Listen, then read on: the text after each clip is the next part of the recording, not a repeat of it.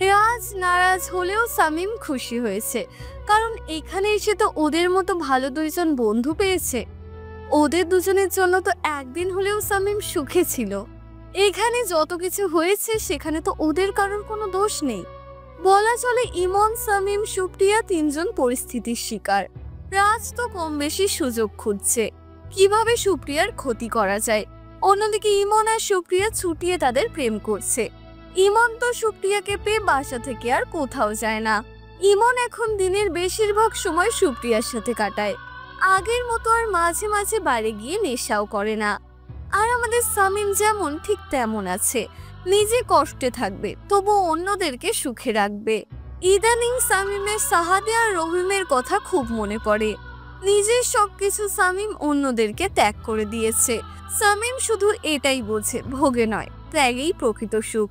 চোখের সামনে ভালোবাসার মানুষটা আজ সুখে আছে, এর চেয়ে বড় চাওয়া আর কি বা হতে পারে। তাছাড়া জন্মের পর থেকেই শামীম অনেক একা, তার জীবনে আর আসবেই বা কে। এখন কেন জানি রিমি মনে করছে রাজ তাকে ঠকাচ্ছে, কারণ রাজ এখন রিমির সাথে অনেক খারাপ ব্যবহার করে।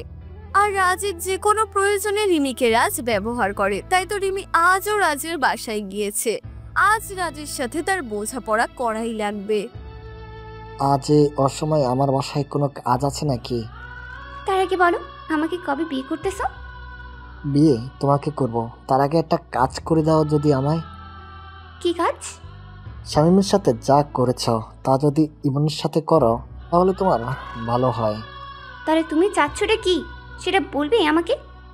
কিছুই না, শুধু ওদের সম্পর্কের মধ্যে পাঠল ধরাতে চাই। তোমার কথা মতো আমি নিজের সম্মান এবং একটা এতিম ছেলেকে সবার সামনে ছোট এবং অপরাধী বানিয়েছি। আর কোনো খারাপ কাজ করতে পারবো না। তোলে তোকেও বিয়ে করতে পারবো না, যা এখান থেকে। কি বলো এসব তুমি? ঠিক বলতেছি, আমি শুধু সুপ্রিয়াকে চাই। তোর মতো মেয়েকে শুধু ফুর্তি করা যায়, বিয়ে করা যায় না। আর হ্যাঁ, তোর বাবাকে আমার কথা বলিস আমি কেমন, কারণ তোর বাবা মাঝে মাঝে আমার নামে মেয়ে দর্শনগুলো মামলা ঠিক করে দেয়। জানোয়ার, তোকে আমি কি করব দেখে নিস। তোর জন্য আমি কি না কি করেছি, আর সেই তুই কিনা এমন কিছু করতে পারলি। আমি আজকেই সুপ্রিয়াকে সব কথা বলে দেব। যা যা, কিছুই করতে পারবি না, যা করার আমি করব। রিমি সেখান থেকে দ্রুত চলে আসে, এসেই সুপ্রিয়ার বাসায় যায়। গিয়ে শোনে সুপ্রিয়া বাসায় নেই, তাই সে তার বাসায় চলে যায়। মনে মনে বলতে থাকে কালকে ভার্সিটিতে সব সত্যি সে তুলে ধরবে, তার জন্য রিমিকে যত বড়ই সাজা দেওয়া হোক না কেন। এদিকে শামীমও নিয়মিত ভার্সিটি যায় না, আবার না গেলে পড়াশোনাও খারাপ হবে। তাই শামীম আজ ভার্সিটি যাচ্ছে। ভার্সিটি গিয়ে শামীম একাই এক সিটে বসলো। এক সিটে ইমন আর সুপ্রিয়া, অন্যদিকে রাজ আর তার দুই বদমাইশ বন্ধু সহ বসেছে। স্যার ক্লাস করাচ্ছে, সবাই ক্লাস করছে। সুপ্রিয়া শামীমকে দেখিয়ে দেখিয়ে ইমনের সাথে একটু মজা করছে। শামীমের খারাপ না লাগলেও রাজের তো পুরো শরীর জ্বলছে। একটু পর সুপ্রিয়া স্যারকে বলে ওয়াশরুমে গেল, তার কয়েক মিনিট পর রাজও চলে গেল। কিন্তু রাজ যাওয়ার অনেকক্ষণ হলো, সুপ্রিয়া আর রাজ কেউ ক্লাসে আসছে না। তাই ইমন আর থাকতে না পেরে সেও ওয়াশরুমে চলে গেল। প্রায় আধ ঘন্টার মতো হলো, কিন্তু ওদের তিনজনের একজনও এলো না। শামীমের মনটা ছটপট করতে লাগলো, তাই শামীমও বাধ্য হয়ে ক্লাস থেকে বের হয়ে ওয়াশরুমে চলে গেল।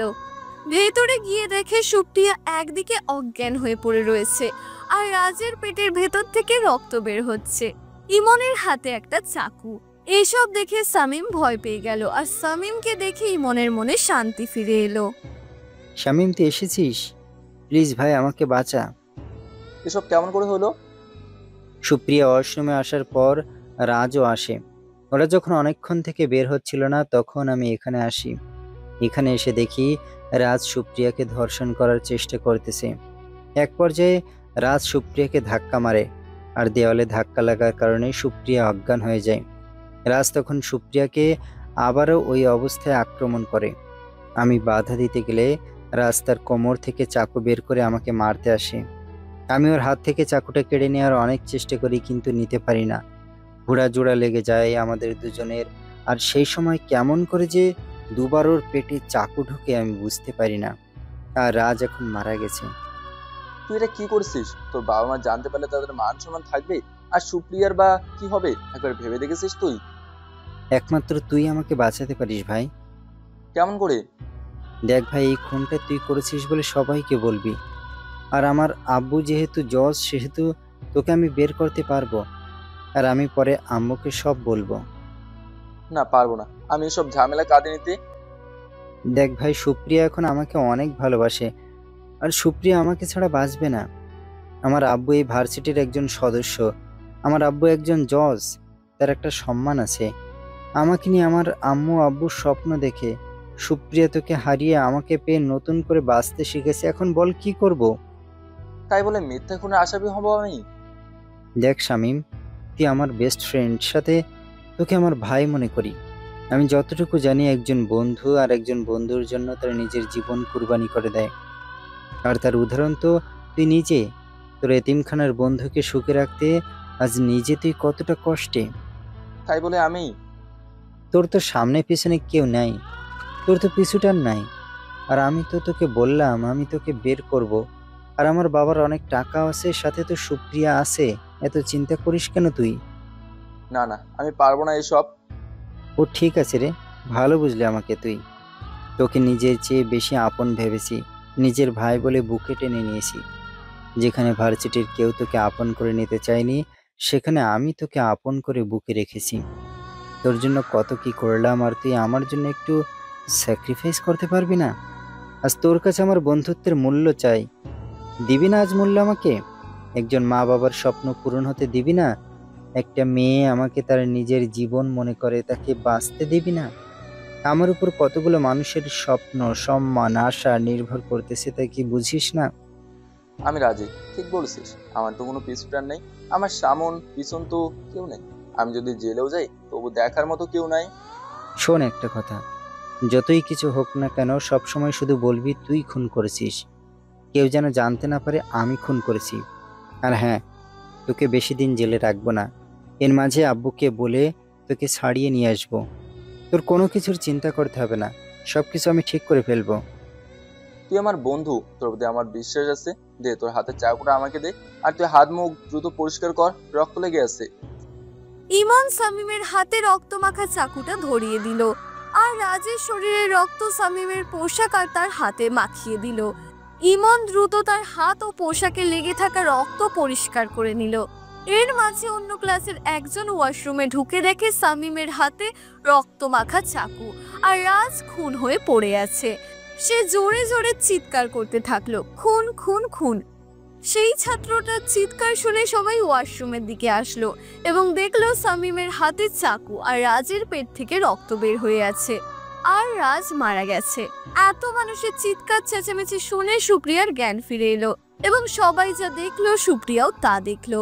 ক্যাম্পের মাঝে পুলিশের গাড়ি এসে গেছে, সাথে অ্যাম্বুলেন্স এসেছে। রাজের বাবা তার ছেলের লাশ ধরে কান্না করছে। ইমন আর সুপ্রিয়ার বাবা তাকে সান্ত্বনা দিচ্ছে। রিমি তো পুরোই অবাক হয়ে গেছে, আসলে এখানে এসব হলো কিভাবে। সুপ্রিয়া শামীমের দিকে ঘৃণার দৃষ্টিতে দেখছে। ইমন কাউকে এখন কোনো কথা বলতে পারছে না।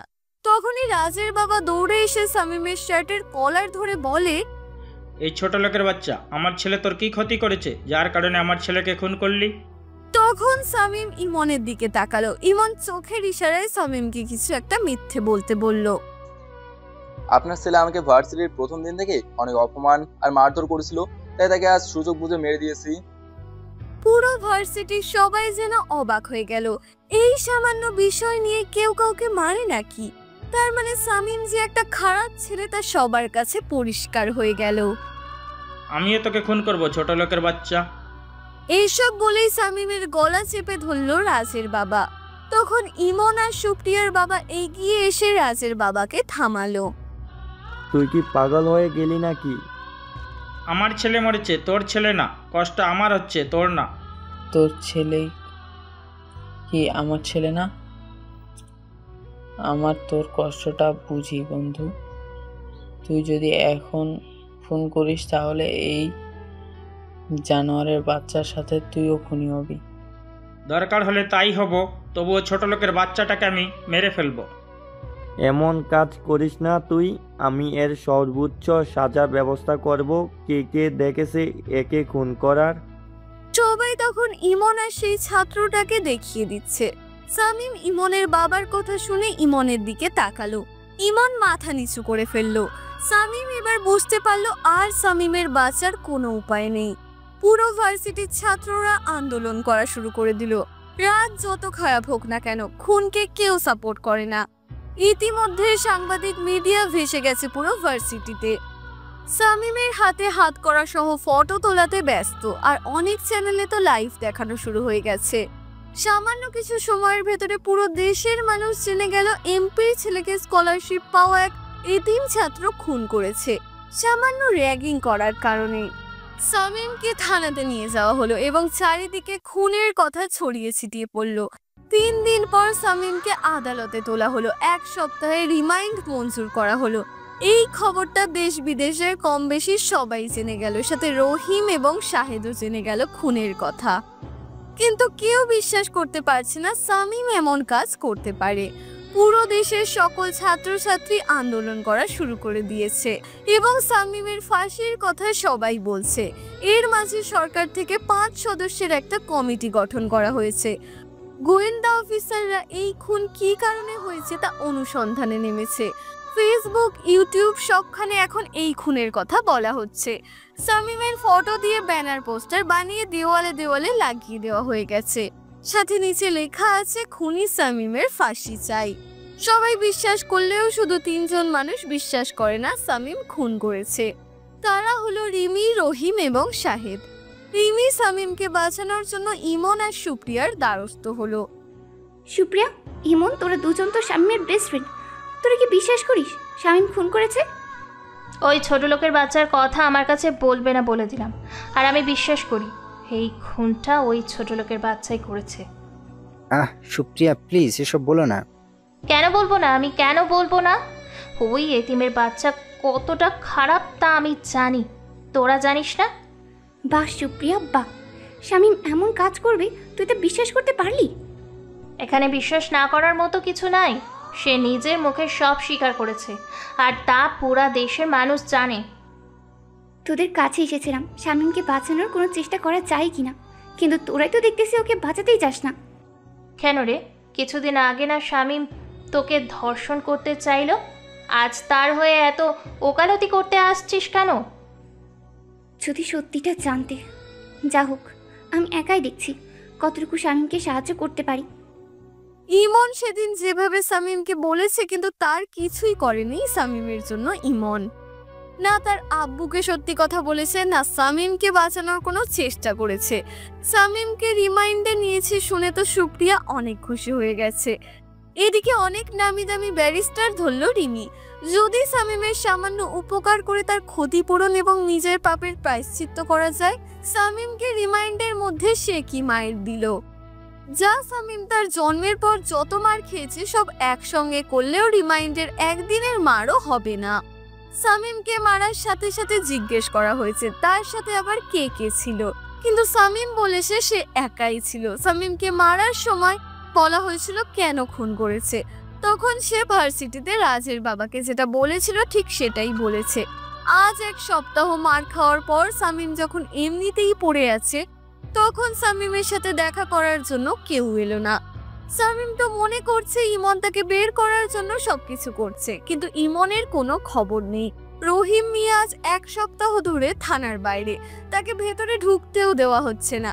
তিনি খুনের খবর শুনেই ঢাকা এসেছে, তিনি সামিমের সাথে দেখা করতে পারেনি। রিমি এদিকে সবকিছু ঠিকঠাক করে ফেলেছে, আর সামিম যে খুন করেছে তার জবানবন্দি সামিম দিয়ে দিয়েছে। এখন চাইলেও সামিম আর নিজেকে নির্দোষ প্রমাণ করতে পারবে না। আর সামিমের যাতে ফাঁসি হয় তার জন্য রাজের বাবা এবং সরকার থেকে বড় আইনজীবী ধরা হয়ে গেছে। কয়েকদিন পর সামিমকে আদালতে তোলা হলো। সব সাক্ষী প্রমাণ সামিমের বিপক্ষে। এখন সামিমের ফাঁসি নিশ্চিত। রহিম মনে মনে শুধু আল্লাহ আল্লাহ করছে। যখন জজ রায় দেবে তখন রিমি আদালতে তার ব্যারিস্টার সহ ঢোকে। তখন রিমি জজকে জানায় রাজ তাকে ধর্ষণ করতে যায়। ঠিক সেই সময় সামিম বাধা দিতে আসে। সেই সুযোগে সেখান থেকে রিমি পালিয়ে যায়, আর যে চাকু দিয়ে রাজ খুন হয়েছে সেই চাকুটা রাজের। তার মানে রাজ শামীমকে মারতে গেছিল, আসলে উল্টে তার পেটেই চাকু ঢুকে গেছে। রিমি আরো বলে রাজ একদমই ভালো ছেলে না। রাজের সব কুকীর্তি এবং তার বাবার সহযোগিতায় যত খারাপ কাজ করেছে তার সবকিছু রিমি বলে। রিমির এই সামান্য কথাগুলো শামীমকে ফাঁসির হাত থেকে রক্ষা করে। জজ সাহেব শামীমকে 6 বছরের সাজা দেয়। যাই হোক, জজ সাহেবের রায় শুনে সবার মন খারাপ হলেও রহিম আর রিমি অনেক খুশি হয়েছে। হোক না 6 বছরের জেল, শামীম তো বেঁচে গেছে। আদালত থেকে শামীমকে সরাসরি ঢাকা জেলে নিয়ে যাওয়া হয়। সেখানে বড় বড় অক্ষরে লেখা আছে রাখিব নিরাপদ, দেখাবো আলোর পথ। আদালত থেকে বের হওয়ার পর শামীমের সাথে কেউ কথা বলতে পারেনি। আর জেলে শামীমের কয়েদি নাম্বার হয় 97। জেলে থাকা শুরু করে দিল শামীম। শাহেদ শত চেষ্টা করেও ভিসা জটিলতার কারণে দেশে আসতে পারেনি। ইমন আর সুপ্রিয়া দুজনেই পড়াশোনা করার জন্য চীনে চলে গেছে। সুপ্রিয়া তো স্কলারশিপ পেয়েছে আর ইমন শামীমের স্কলারশিপ নিয়ে পড়াশোনা করার জন্য গেছে। আর সবকিছু সুন্দরভাবে করেছে ইমন আর সুপ্রিয়ার বাবা। তারা এখন প্রায় শামীমের কথা ভুলে গেছে। তবে ইমন শামীমের জন্য মাঝে মাঝে কান্না করে। সুপ্রিয়া জিজ্ঞেস করলে তাকে বলতে পারে না। যদি সুপ্রিয়া সব সত্যি জানার পর তাকে ছেড়ে চলে যায়। আচ্ছা ইমন, সত্যি করে বলো তো, কেন তুমি এত কান্না করো? আরে বাসার সবার কথা খুব মনে পড়ে গেছে, তাই আর কি। আমি তোমার সাথে আছি তো। আর কিছুদিন পর তোমার আমার বাবা মা এসে আমাদের বিয়ে দিয়ে দেবে। এখানে এসে তখন তো সবাইকে দেখতে পারবে। তবুও একজনকে খুব মনে পড়ে। ওই ছোট লোক খুনির কথা যদি আর একবার বলো তাহলে তোমার সাথে আমার কোনো সম্পর্ক থাকবে না, বলে দিলাম। একবার যদি তুমি সবকিছু জানো না তাহলে অনেক আফসোস করবে সুপ্রিয়া। আমি ওই খুনির বিষয়ে কিচ্ছু জানতে চাই না। যে আমাকে ধোঁকা দিতে পারে, যে টাকার কাছে ভালোবাসা বিক্রি করে দিতে পারে, যে একটা নিরীহ মেয়েকে ধর্ষণ করতে চায়, সে কেমন করে ভালো হয়? আর শেষে কিনা সামান্য বিষয়ে জের ধরে রাজকে খুন করলো। যদি সবকিছু ভুল হয় তখন? যা নিজে চোখে দেখেছি, নিজের কানে শুনেছি, তা কখনো ভুল হতে পারে না। তুমি যদি আর কোনোদিন ওই হেতিম খুনিটার কথা বলো তাহলে আমাকে হারাবে তুমি। আমি ওর কথা মনে করতে চাই না। আমি একটা খারাপ স্বপ্ন ভেবে তাকে ভুলে যেতে চাই। প্লিজ ইমন, ওর কথা আর বলো না। ইমন চাইলেও আর সুপ্রিয়াকে শামীমের বিষয়ে সব সত্যি কথাগুলো বলতে পারল না। বলতে গেলে তো ইমনকে ছেড়ে যাওয়ার কথা বলবে সুপ্রিয়া, আর ইমন তো সুপ্রিয়াকে ছাড়া বাঁচতে পারবে না। সুপ্রিয়াকে হারানোর ভয়ে ইমন সত্যিটা সুপ্রিয়াকে বলতেও পারছে না। শামীম আজ 3 মাস ধরে জেলে আছে। শামীমের সাথে এই 3 মাসে কেউ দেখা করতে আসেনি। আসবে বা কি করে? রহিম কত চেষ্টা করলো, তবুও দেখা করতে পারল না। 3 মাস পর সাহেদ দেশে এসে এতিমখানায় যায়। সেখানে গিয়ে সাহেদ রহিমকে নিয়ে ঢাকা আসে দেখা করতে। অনেক কষ্টে লোক ধরে টাকা খরচ করে শামীমের সাথে দেখা করার জন্য সাহেদ আর রহিম জেলে ঢুকলো। কিন্তু ভাগ্য এতটাই খারাপ যে শামীমের মুখ ছাড়া শামীমকে দেখতে পারছে না সাহেদ আর রহিম। ভাই তুই কেমন আছিস? তোর দুঃখের সময় তোর পাশে দাঁড়াতে পারি না রে ভাই। তোকে কে বলেছে রে আমি দুঃখে আছি? আচ্ছা, তোর চেহারা এত শুকিয়ে গেছে কেন? ঠিকমতো কি খাওয়া দাওয়া করতেছিস না? তো নিজের চিন্তা না করে তুই আমার চিন্তা করতেছিস। তোকে তো চেনাই যাচ্ছে না। মুখে কেমন দাড়ি হয়েছে তোর, আর এমন রোগা কেন হয়েছিস তুই? তোকে কি ঠিকমতো খেতে দেয় না? আমি ঠিক আছি রে, অনেকদিন পরে দেখতেছিস তো, তাই এমন মনে হচ্ছে। তুই কি আবার চলে যাবি নাকি থাকবি?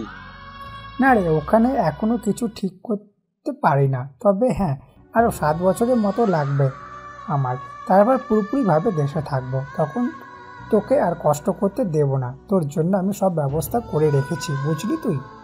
আমার তো জেল হয়েছে 6 বছর, ততদিনে আমিও জেল থেকে বের হতে পারবো। তোর প্রতি আমার বিশ্বাস আছে, আমাকে তুই কখনো খারাপ থাকতে দিবি না। আমার না এখনো বিশ্বাস হচ্ছে না তুই ফোন করেছিস। আমাকে সত্যি ঘটনাটা বল না ভাই। সব পরে তোকে বলবো, এখন এসব থাক। আমি জানি আমার ছেলে কোনো অন্যায় করতে পারে না। যে ছেলে একটা পিঁপড়া মারতে গেলেও ভাবে জীব হত্যা মহাপাপ, সেই ছেলে কেমন করে মানুষ খুন করবে? আব্বা ওসব বাদ দাও, এখন বলো ইমনের সুপ্রিয়ার সাথে দেখা হয়েছিল তোমার? তোকে যেদিন রিমান্ডে নেয় তখন ওদের সাথে দেখা করতে যায়, কিন্তু তোর কথা বলতে সুপ্রিয়া মেয়েটা অনেক ক্ষেপে যায়। তারপর একদিন গিয়েছিলাম, তখন শুনেছি দুজনেই নাকি পড়াশোনা করার জন্য চীনে গেছে, আর ইমন নাকি তোর স্কলারশিপ নিয়ে চীনে গেছে সুপ্রিয়ার সাথে। আর আদালত যে মেয়েটা তোর সাক্ষী দিল, সে বলেছে কিছুদিনের মধ্যে নাকি ওরা দুজন বিয়ে করবে। কিছুদিন বলতে? 1 বা 2 বছর পর বিয়ে করবে ওরা। এই ইমন আর সুপ্রিয়া কে বাবা? শাহেদ কথাটা বললো। শামীমের ভার্সিটির বেস্ট ফ্রেন্ড। ওরা দুজন তো এতদিন শামীমকে দেখে রেখেছিল, ওদের জন্য তো শামীম সুখে ছিল, কিন্তু কোথা থেকে যে কি হয়ে গেল। এই শামীম, তুই আবার এদের দুজনের জন্য আবার জেলে না যেত? সামিম সাহেদের কথা শুনে ভয় পেয়ে গেল। এমনিতেই সাহেদ অনেক সন্দেহ করা ছেলে। সাহেদ একবার যেটা নিয়ে সন্দেহ করে ঠিক সেটাই ঠিক হয়ে যায়। তাই সামিম আমতা আমতা করে বলল, তুই কি যে বলিস, ওদের জন্য কেন আমি জেলে থাকবো? তোকে জেল থেকে বের হয়ে সব বলে দেবো। আমি তোকে চিনি শামীম, নিজে না খেয়ে থাকবি, তবু অন্যকে না খেয়ে থাকতে দিবি না। আমার তো মন বলতেছে তোর জেলে আসার পেছনে ওদের হাত আছে, আর তুই কোনো কারণে সেটাই আমার থেকে লুকিয়ে রাখতেছিস। আমি খুব ভালো করেই জানি অন্যকে সুখী করতে তুই নিজেকে কোরবানি দিতে দ্বিতীয়বার ভাববি না। আরে বাদ দে এসব।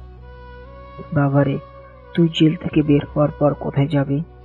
কেন আব্বা? আমাদের সেই নীলফামারী এতিমখানা যেখানে তুমি পড়াও। পুরা দেশের মানুষ জেনে গেছে তুই খুন করেছিস। তোর ফটো বড় বড় করে ছাপিয়ে পোস্টার দিয়েছে পত্রিকায়। তোর ফটো আছে, সবার মনে গেঁথে গেছিস তুই। ইনশাল্লাহ একটা না একটা পথ বের হবে আব্বা। আমি না আসা পর্যন্ত শামীমকে তোমার দায়িত্বে রাখবে আব্বা। আমি দেশে আসলি আর তখন কোনো চিন্তা করা লাগবে না। এই, আপনাদের সময় শেষ, এখন আসতে পারেন। নিচের দিকে খেয়াল রাখিস, কোনো চিন্তা করিস না, আমি তোর জন্য সব ব্যবস্থা করব। ভাই, তুই শুধু আমার আসার অপেক্ষাটা করিস ভাই, আমি তোর জীবনটা সুন্দর করে গড়ে তুলে দেব ভাই। যতদিন বেঁচে থাকবো তোর জন্য বেঁচে থাকবো ভাই। তুই তোর নিজের খেয়াল রাখিস, আমি তোর জন্য বেঁচে থাকবো ভাই।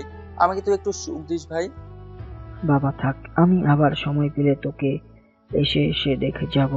জেলে অনেক খারাপ মানুষ আছে, তাদের থেকে দূরে থাকবি বাবা। আব্বা, কার থেকে দূরে থাকবো আমি?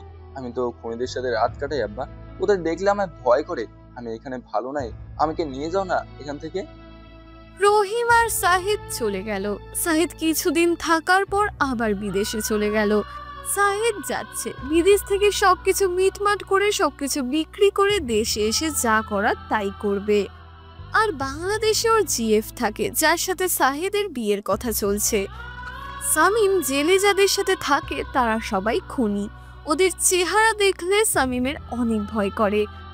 আর ওই লোকগুলোর কারো গাল কাটা, কারো কপাল ফাটা, কারো চোখ বড় বড়, কারো গোপ বড়, শরীর কি শক্ত। এত কিছুর পরও সামিম নামাজ কালাম ছাড়েনি। যে যাই করতে বলে সামিম তাই করে। জেলের খাবারগুলো সামিমের মোটেও ভালো লাগে না।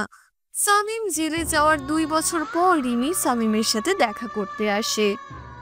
প্রথমে আমাকে ক্ষমা করে দিস, এতদিন ভয় আর লজ্জার কারণে তোর সাথে দেখা করতে আসিনি। আসলে তোর সাথে যে দেখা করব তার মুখও নাই আমার। আমাকে একটা সাহায্য করবেন আপনি? রিমি সামিমের কথা শুনে অবাক হয়ে গেল। কোথায় সামিম তাকে রাগারাগি করবে, গালাগালি দেবে, তা না করে তার কাছে সাহায্য চাইছে। কি করতে হবে আমাকে? আপনার বাবা তো পুলিশ, তাকে বলে আমাকে জেলের যেখানে রাখা হয়েছে সেখান থেকে সরিয়ে অন্য কোনো জেলের মধ্যে রাখতে। কেন, কোনো কি সমস্যা? আসলে যাদের সাথে থাকি তারা সবাই খুনি, ওদের দেখলে আমার ভয় করে। তুইও তো রাজকে খুন করলি। সত্যি বলছি, আমি রাজকে খুন করি নাই। তাহলে কে খুন করেছে? সামিম সবকিছু বলে দিল। সুপ্রিয়ার ভালোবাসার কথা বলা, সুপ্রিয়ার বাবার কথা, ইমন যে খুন করেছে, ইমন যে সুপ্রিয়াকে ভালোবাসে, সেই সবকিছু। সামিমের কথা শুনে রিমি কেঁদে ফেলল। মানুষ কি এতটা মহান হতে পারে? আমার মা ছোটবেলায় আমাকে একটা কথা বলতো, যে মানুষ তোকে সুখ দেবে, আপন করে নেবে, তার জন্য নিজেকে বেরিয়ে দেবে, কারণ ওই মানুষটার জন্য তুই এক মুহূর্তের জন্য হলেও সুখী ছিলি। তাই বলে এত কিছু করবি তুই? ওসব বাদ দেন, এখন বলেন তো সুপ্রিয়া আর ইমন কেমন আছে? অনেকদিন দেখি না। কার কথা জিজ্ঞেস করছিস তুই? যারা তোর বিপদের সময় তোর পাশে না থেকে তোকে ছেড়ে অন্য দেশে চলে গেছে, যাদের পরের মাসে বিয়ে হবে। আরে তুই ওদের যতটা আপন ভাবিস, ওরা তোকে তার চেয়ে 1000 গুণ বেশি ঘৃণা করে, বুঝলি? মানে? তোর কথা তো ওরা শুনতেই পারে না, তোকে তোরা সহ্যই করতে পারে না। আমি তাদের বলতে চেয়েছি সেদিন শামীম আমাকে ধর্ষণ করতে চাইনি, বরং আমি নাটক করেছি, সেটাও শুনে নাই। ওরা তো বলেছিল তুই মরলি নাকি ওরা খুব খুশি হবে। না না, এসব আমি বিশ্বাস করি না। আপনি সব মিথ্যা বলতেছেন। একটাও মিথ্যা না। আর কত এভাবে মানুষকে অন্ধের মতো বিশ্বাস করে ঠকবি তুই? যতদিন বেঁচে আছি ঠিক ততদিন। তোর সাথে কথা বলাও বেকার। আমি আসলে তোর কাছে ক্ষমা চাওয়ার জন্যই, আর আমার বিয়ে হয়ে গেছে সেটা জানানোর জন্যই এসেছি। পারলে আমাকে ক্ষমা করিস, আর তোর আলাদা থাকার ব্যবস্থা করতেছি আমি। পরিশেষে একটা কথাই বলবো, এখন থেকে নিজের কথা ভাববি, নিজের স্বার্থের কথা ভাববি। এই দুনিয়ায় কেউ তোর আপন নয়, মনে রাখিস। হায়রে নিয়তি, বেস্ট ফ্রেন্ডের জন্য নিজেকে শেষ করে দিলি। রিমি চলে গেল। শামীমের বা কি করার আছে? শামীম তো আর জানতো না এত কিছু। অন্য মানুষের মতো তো আর শামীমের পেটে এত মার প্যাচ নেই। রিমি কিছুদিনের মাঝে শামীমকে আলাদা থাকার সব ব্যবস্থা করে দিল। রিমি একজন ভালো ছেলেকে বিয়ে করেছে, তবে আগের কথা ভেবে রিমি খুব আফসোস করে। বিয়ের আগে যা করেছে সব পাপ আর অবৈধ ছিল। প্রেম ভালোবাসায় যে সুখ নেই, বিয়ে করে স্বামী নিয়ে থাকার মাঝে 1000 গুণ বেশি সুখ। শামীমের জেলের জীবন আরো অনেক কষ্টের। জেলে যারা থাকে তারাই জানে জেলে থাকাটা কতটা কষ্টের। জেলে থাকলে কত কাজ যে করা লাগে। জেলে মশা মাছির কামড়, খাবার নিয়ে ঝগড়া, থাকা নিয়ে, গোসল করতে গেলে প্রতি পদে পদে সমস্যা। যেহেতু জেলে সব জায়গার মানুষ থাকে, সব মানুষ তো আর ভালো হয় না, আর ভালো মানুষ কখনো জেলে থাকতে পারে না। এই 6 বছর শামীম বুঝেছে জীবন কি আর মানুষ কি। এই 6 বছরে রহিম শুধু 8 বার দেখা করতে আসে, রিমি আর সাহেদ একবার করে। তাছাড়া আর কেউ তার কোনো খোঁজ খবর নেয়নি। যাই হোক, জেলে থাকলেও শামীম খারাপ হয়নি। নামাজ কালাম ঠিক মতো করেছে। আর জেলে যত আসামি আছে তারা সবাই শামীমকে অনেক ভালোবেসে ফেলেছে। শামীম কোনোদিনও জেলের কারোর সাথে ঝগড়া করেনি। যে যেটা করতে বলেছে শামীম সব কিছু করেছে। আজ 6 বছর পর শামীম জেলখানা থেকে বের হলো। তাকে নেওয়ার জন্য রহিম এসেছে। শামীম জেল থেকে বের হয়েই রহিমকে জড়িয়ে ধরে কান্না করে দিল। রহিমও শামীমকে জড়িয়ে ধরে কান্না করে দিল। শোন, তোকে আমার সাথে নিয়ে যাব ঠিক, কিন্তু তোর জন্য কোনো কাজের ব্যবস্থা করে দিতে পারবো না। কেন আব্বা? তোর সকল সার্টিফিকেট পুড়িয়ে দিয়েছে, আর দেশের যে কোনো যাবি, তোর সকল সার্টিফিকেট পুড়িয়ে দিয়েছে, আর দেশের যে কোনো যাবি না কেন সবাই তোকে খুনি হিসাবে জানে। তবে হ্যাঁ, তোর মুখে দাড়ি আর কাটিস না, এটার কারণে হয়তো বা মানুষকে তোকে চিনতে হলেও একটু কষ্ট হবে। টিউশনের ব্যবস্থা করেও দিতে পারবে না? দেখ বাবা, তোর কোনো সার্টিফিকেট নাই, কোথায় পড়েছিস, কোথায় ছিলি, এসব যদি কেউ জানে তাহলে বুঝতেই পারতেছিস। ঠিক আছে আব্বা, তোমাকে এ নিয়ে ভাবতে হবে না, আমি ঠিক একটা কিছু ব্যবস্থা করে নেব। একটা কথা আছে। কি কথা? এখান থেকে গিয়ে তোকে হালিম মাস্টারের বাড়ির কাজের মেয়ে চাঁদকে বিয়ে করতে হবে, তাহলে তোকে এলাকায় থাকতে দেওয়া হবে। তুমি যা ভালো মনে করো। তোমার কোনো কথার অমান্য যেহেতু হয় নাই কখনো, সেহেতু আজও হব না। রহিম বুঝলো এখনো সেই আগের মতো বোকা থেকে গেল শামীম। একবার জানতেও চাইল না চাঁদ দেখতে কেমন, ভালো হবে না মন্দ হবে। রহিম ঢাকায় নীলফামারীর কিশোরগঞ্জ মাগুরা আসার বাসের টিকিট কাটলো দুজনের জন্য।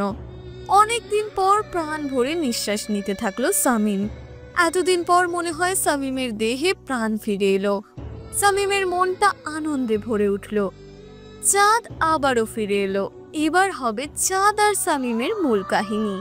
ঢাকা থেকে রহিম সহ নীলফামারী চলে আসে শামীম। শামীমকে নিয়ে সরাসরি এতিমখানায় যায় রহিম। শামীম যখন এলাকাতে পা রাখে তখন সবাই শামীমের দিকে কেমন চোখে তাকায়। শামীম বুঝতে পারে তাকে কেউ ভালো নজরে দেখছে না, তবুও শামীম মাথা নিচু করে চলে যায়। এতিমখানাতে 2 দিন থাকার পর হালিম মাস্টার এতিমখানাতে আসে। তখন রহিমও ছিল সাথে। হুজুর, আপনি কি শামীমকে সবকিছু বলেছেন? হ্যাঁ মাস্টার সাহেব, সব বলেছি। তাহলে আজ সন্ধ্যায় শামীমের সাথে আমার বাড়ির কাজের মেয়ে চাঁদের বিয়ে ঠিক আছে। মাস্টার সাহেব, কিন্তু বিয়ে করে শামীম থাকবে কোথায় আর কি বা করে খাবে?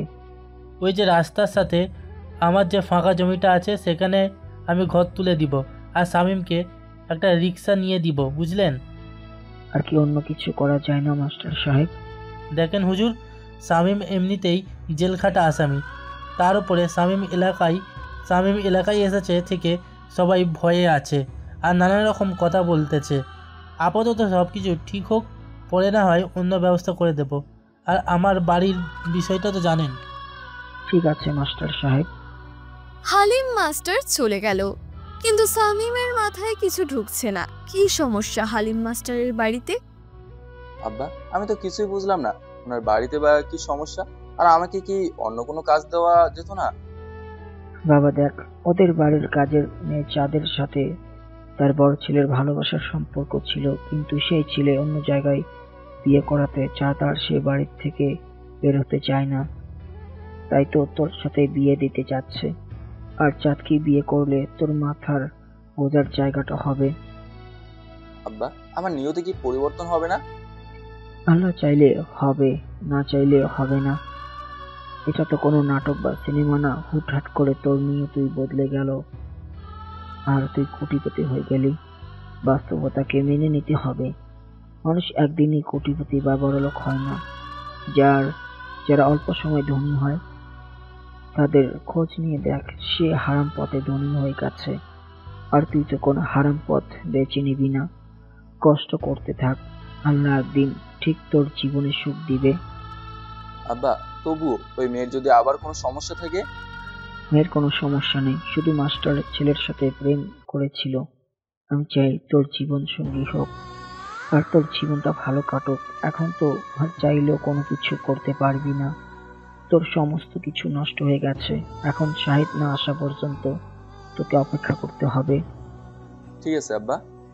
সন্ধ্যার দিকে রহিম সহ শামীম হালিম মাস্টারের বাড়িতে যায়। কাজই আগে থেকেই ছিল। শামীম দ্রুত কবুল বললেও এই চাঁদ কবুল না বলে চারিদিকে শুধু তাকাচ্ছিল, হয়তোবা কাউকে খুঁজছিল।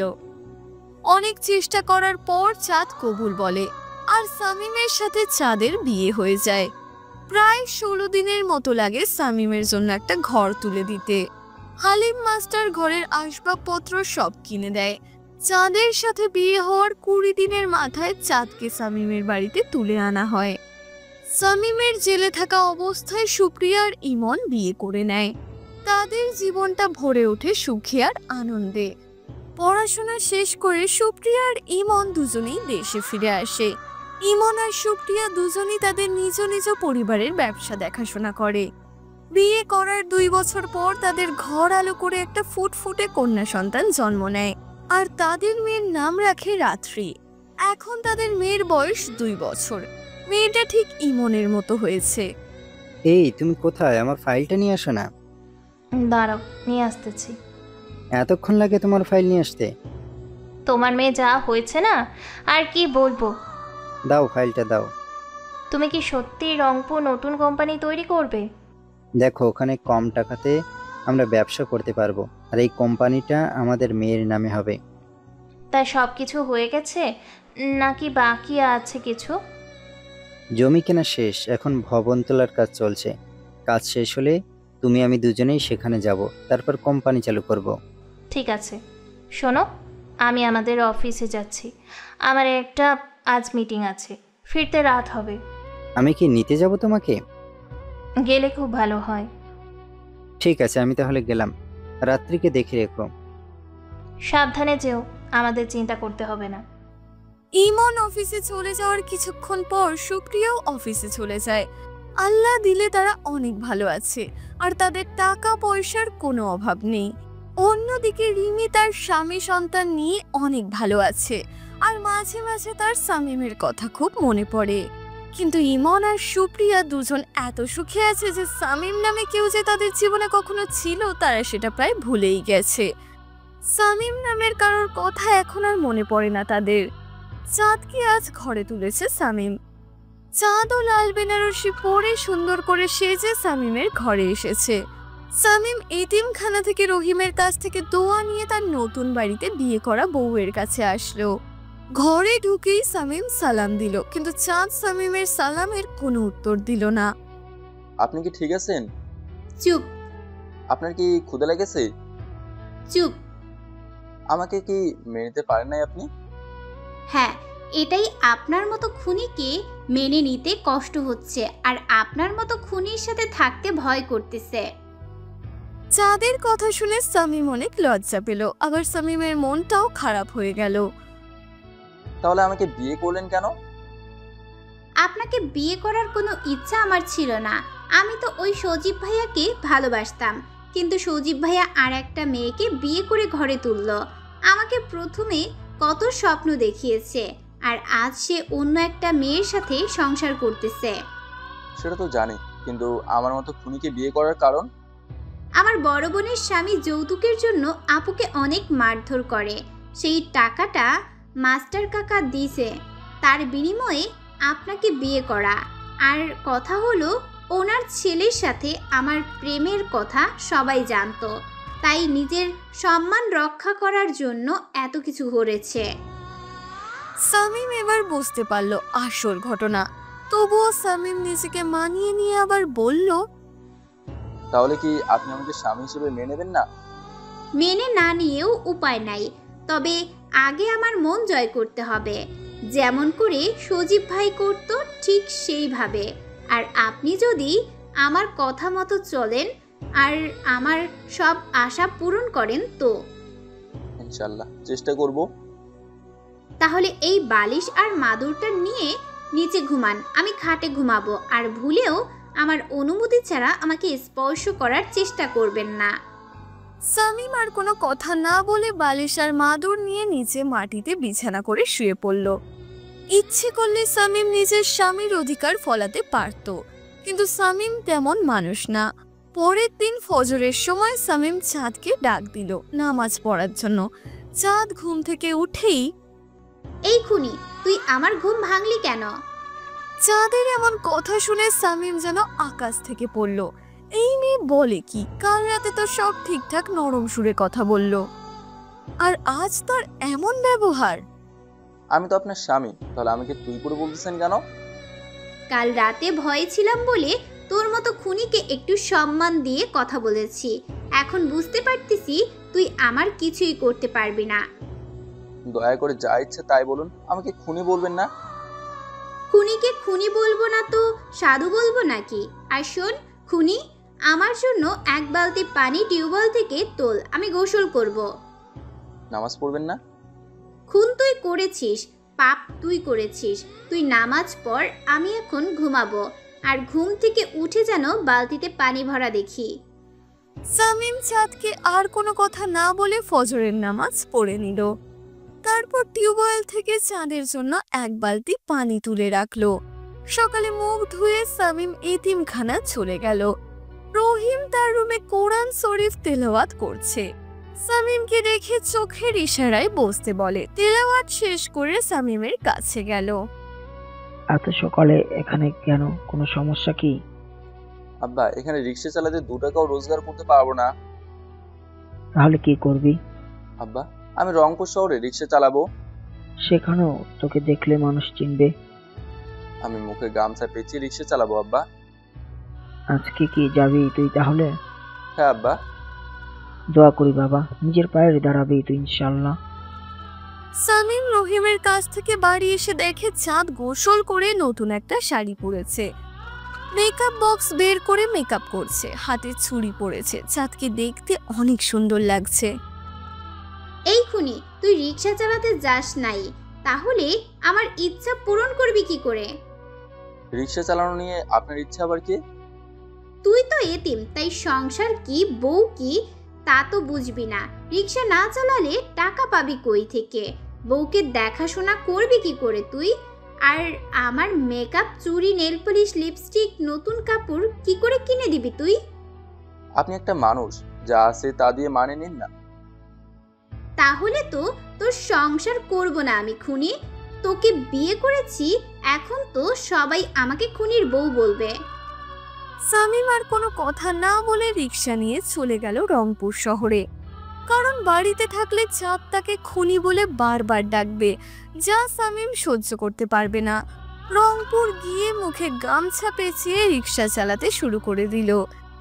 এর আগে যেহেতু সামিম রিক্সা চালিয়েছে, সেহেতু রিক্সা চালাতে সামিমের কোনো সমস্যা হচ্ছে না। রিক্সা চালিয়ে রিক্সা একটা গ্যারেজে রাখলো, কারণ ব্যাটারি চালিত রিক্সা যেহেতু, সেখানে তো রিক্সা চার্জে দিতে হবে। রিক্সা ওখানে রেখে বাড়ি চলে আসলো। বাড়ি এসে দেখে বাড়ির চারপাশ সুন্দর করে পরিষ্কার করে রেখেছে। সামিম ভেতরে গিয়ে দেখে চাঁদ একাই খেতে বসেছে।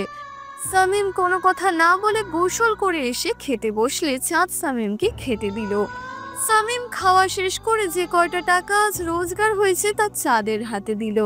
এভাবে সামিম আর চাঁদের সংসার চলতে থাকলো, কিন্তু চাঁদ সামিমকে মেনে নেয়নি। সামিম যা রোজগার করে তার সবকিছু চাঁদের হাতে দেয়। আর আমাদের নায়িকা চাঁদ যেহেতু কাজের মেয়ে ছিল, সেহেতু সে দেখেছে মালিকের স্ত্রী সন্তান কিভাবে চলাচল করে, কি কি ব্যবহার করে, কি কি রকম পোশাক পরে, তার সবকিছু চাঁদ শিখে গেছে। চাঁদ কিন্তু শিক্ষিত না, দেখলে মনে হবে অনেক পড়াশোনা করেছে। আসলে চাঁদ যে বাড়িতে কাজের মেয়ে ছিল, সেই বাড়ির সবাই পড়াশোনা জানতো, আর সবাই শুদ্ধ বাংলাতে কথা বলতো। হালিম মাস্টারের বউয়ের মেয়ের ব্যবহার করা জিনিসগুলো চাঁদও ব্যবহার করত। আর চাঁদকে যেহেতু হালিম মাস্টারের ছেলে পছন্দ করত, ভালোবাসতো, সেখানে সুন্দর সুন্দর সবকিছু চাঁদকে উপহার দিয়ে মন জয় করে নিয়েছে। তাই তো চাঁদও চায় বিলাসিতা জীবন। আর এতদিন সামিম যে টাকা রোজগার করে চাঁদকে দিয়েছে, সেই টাকা চাঁদ কসমেটিক আর পোশাক কিনে শেষ করে ফেলেছে। এর মাঝে কিছু টাকা চাঁদ খাবার, চাল, তরকারি কিনে রেখে দিয়েছে। আর সামিম তো জানে সে কিছু আয় করে রেখে দিচ্ছে, যদি ভবিষ্যতে লাগে তখন সেটা ভেঙে কাজে লাগাবে।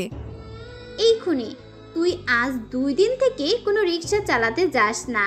ঘরে যে খাবার নাই তা কি তোর খেয়াল আছে?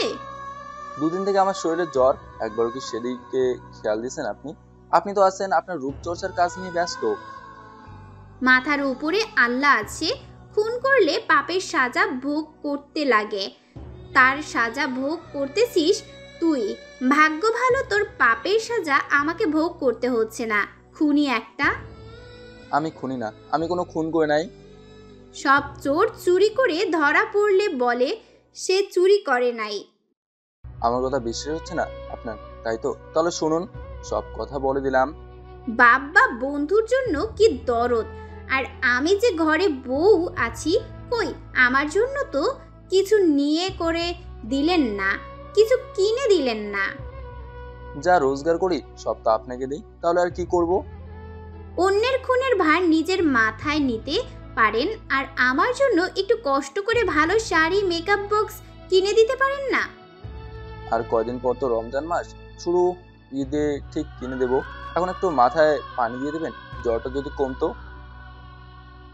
আমি কি আপনার বাবার কেনা গোলাম নাকি যে আপনার কথা শোনা লাগবে আমার? চাঁদ ঘর থেকে বের হয়ে রান্না করতে গেল, আর বেচারা সামিম জ্বর নিয়েই ঘরে শুয়ে থাকলো। কথায় আছে, যাকে যেমন পরিবেশে রাখবেন সে ঠিক তেমনই হবে।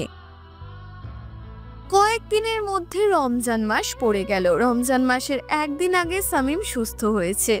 তবে এখন চাঁদ সামিমের সাথে ভালোভাবে কথা বলে, কিন্তু চাঁদের ওই সাজসজ্জা এখনো বাদ যায়নি। চাঁদ তো মনে করে সামিম রোজগার করবে, আর সে আর সামিম সব খাবে, তাদের সংসারে তৃতীয় কোনো ব্যক্তি নেই। সামিম রোজা রেখে রিক্সা চালাতে থাকে, চাঁদও রোজা রাখে, সামিমকে খেতে দেয়। খাবার খেতে বসলে হাত পাখা দিয়ে বাতাস করে, এমনকি সামিমকে বিছানাতেও থাকতে দেয় এখন চাঁদ। চাঁদ সামিমের সব দিক কম বেশি খেয়াল রাখে।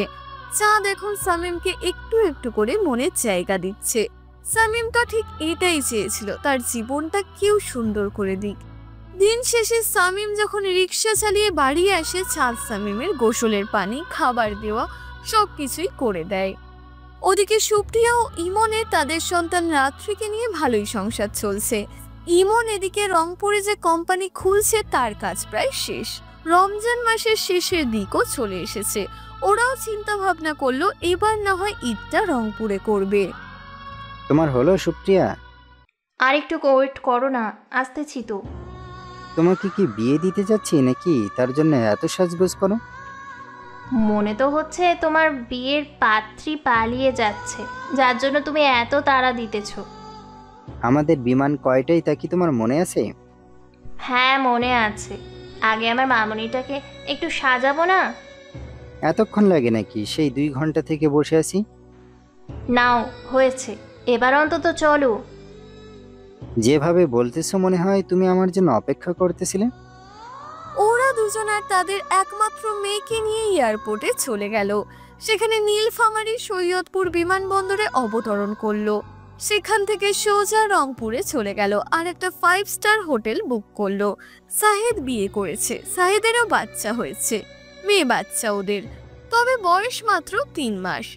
সাহেদ যাকে বিয়ে করেছে সেই মেয়েটা হলো যাকে শামীম অ্যাক্সিডেন্টের হাত থেকে বাঁচিয়েছিল, মনে আছে সবার? সেই মেয়েটার নাম হলো তৃপ্তি। সাহেদ তৃপ্তির বিয়ে হয়েছে বিদেশেই, আর তৃপ্তি সাহেদের ভালোবাসার মানুষ। ইস, তোমার বন্ধুকে দেখার জন্য আমার না আর তর সইছে না। শুধু কি তোমার একার? আমি যে ওকে সেই 7 বছরের মতো দেখি না। তোমার মুখে শুধু শামীম ভাইয়ার নাম, তার একটা ফটোও আমাকে দেখাতে পারলে না তুমি। এটা না আমার মনেই ছিল না। দেশে গিয়ে সবার আগে শামীম ভাইয়াকে সুখী করার চেষ্টা করবে বলে দিলাম। সেটা তোমাকে বলতে হবে না, যার কারণে আমি আজ এত বড় হয়েছি তাকে কি করে আর কষ্ট থাকতে দিই। সত্যি কি তুমি আর শামীম ভাইয়া এতিমখানাতে বড় হয়েছো? আমাকে এই অবস্থানে রেখে হয়তো বা তোমার বিশ্বাস হচ্ছে না, কিন্তু এটাই সত্যি। আর আমার বন্ধুটা পুরোই মাটির মানুষ, কোনো দিন কারোর সাথে কোনো ঝগড়া মারামারি কিংবা কারোর উপর প্রতিশোধ নেয় না। উনি এমন কেন? ও চায় না কারোর সাথে তার সম্পর্ক নষ্ট হোক, ও চায় না কাউকে আঘাত করে কথা বলতে। ও জানে ও পৃথিবীতে একা মানুষ, ওর কিছু হলে ওকে দেখার মতো কেউ নেই। তাই তো ওনার নামের সাথে মিল রেখে আমাদের মেয়ের নাম রেখেছো শামীমা, তাই তো? একবার ঠিক, তবে ছেলে হলে তো শামীম নামটাই রাখতাম। তাহলে আমরা দেশে কখন যাচ্ছি? আজ রাতের বিমানেই ঢাকা, তারপর সেখান থেকে নীলফামারী বিমানবন্দরে, সেখান থেকে মাদ্রাসে যাব। তুমি তো এখান থেকেও শামীম ভাইকে টাকা পয়সা দিতে পারতে। চোরের অভাব নাই, আর শামীম অতটাও চালাক না, যা করা নিজের হাতে শামীমকে সব করে দেব আমি। তোমার যেটা ভালো মনে হয়। রাতের বিমানে সাহেদ আর তৃপ্তি ওঠে ঢাকা আসার উদ্দেশ্যে। সাহেদ তো অনেক খুশি, শামীম সহ আবার একসাথে থাকতে পারবে। ঈদের আর 2 দিন মাত্র বাকি আছে, কিন্তু চাঁদের যেন এখনো মন মতো কেনাকাটা হয়ে ওঠেনি। চাঁদ ওর ছোট ভাই, বড় বোন, মা, বাবা সবার জন্য মার্কেট করেছে, আর নিজের মার্কেট করা বাকি রেখেছে। এই রমজান মাসে যা আয় করেছে সব চাঁদেই ঈদের কেনাকাটা করে শেষ করেছে। চাঁদ যখন হালিম মাস্টারের বাড়িতে কাজ করত তখন প্রতি ঈদে তার বাবার বাড়ির সবাইকে সবকিছু কিনে দিত চাঁদ। আর শামীমের যেহেতু কেউ নেই, এলাকার মানুষও খনি হিসেবে জানে, তখন তো আর নিজের বাবার বাড়িতে এসব না দিয়ে কোনো উপায়ই নেই। কিন্তু চাঁদ পড়েছে মহাবিপদে, কারণ পাশের বাড়ির ভাবি 1500 টাকা দিয়ে একটা সুন্দর ঈদের শাড়ি কিনেছে, আর চাঁদের হাতে অত টাকা নেই। একটু আমার কথা শুনবে? জি বলেন, কি করতে হবে? কালকেও কি রিক্সা চালাতে যাবেন? না চালালে ঈদের দিন খাবো কি? সব তো নিজের বাবা মা ভাই বোনদের পিছনেই শেষ করলেন। আসলে প্রতি বছরই তো বাড়ির সবাইকে আমি ঈদের পোশাক কিনে দেই, তো তাই।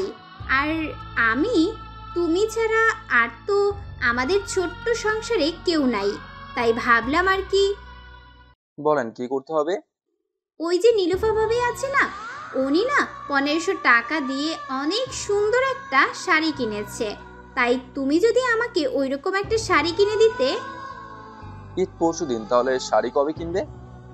আরে ঈদের পরের দিন কিনলেও সমস্যা নাই, দোকান তো আমাদের এখানেই আছে। এখন এত টাকা পাবো কোথায়? আর চিন্তা করতেছিলাম কালকে রিক্সা চালাবো না, শেষ রমজান, একটু বাড়িতে থাকবো। আমি তোমার বউ, আমার জন্য কি এতটুকু কষ্ট করতে পারবে না? আর এই সময় ঢাকা থেকে অনেক মানুষ আসে, তোমার প্যাসেঞ্জারের অভাব হবে না। দেখবে কালকে অনেক টাকা তোমার ইনকাম হবে, আর সেই টাকা থেকে আমাকে একটা শাড়ি কিনে দিও, আর একটু মাংস কিনিও, তাহলে তো হয়ে গেল। তারপর না হয় 2 দিন বাড়িতে বসে থেকো। ঠিক আছে, তাই হবে। তুমি বসো, আমি একটু সেমাই রান্না করে দেই। সেমাই কোথায় পেলেন? জাকাতের সেমাই দিয়ে গেছে ও বাড়ির ভাবি। থাক, আমি সেমাই খাবো না।